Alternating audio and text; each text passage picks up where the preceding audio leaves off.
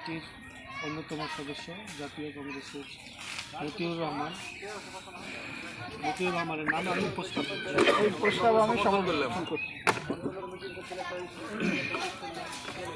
যাই হোক, আপনারা শুনলেন যে আমাদের বাম এবং কংগ্রেসের অঞ্চল কমিটির সভাপতি, কংগ্রেস এবং সিপিএমের সভাপতি যৌথভাবে আজকে মিটিং রেখেছে। অঞ্চল কমিটির সদস্য এবং বুথের বুথ সভাপতি উভয় পক্ষে বাম এবং কংগ্রেসের বিস্তারিতভাবে সবাইকে ডাকেন।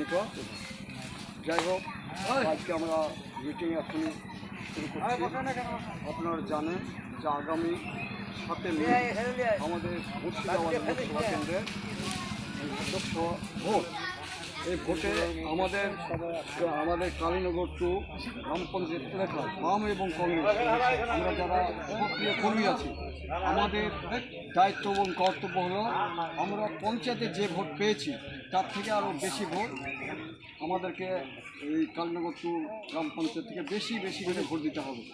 এবং আপনারা উপলব্ধি করছেন যে আমরা একটা টাইমে, অর্থাৎ আপনার 2018 সালে যে নির্বাচন হয়েছিল তখন আমরা প্রার্থী দিতে পারিনি এবং দেওয়ার মতো পরিস্থিতি ছিল না।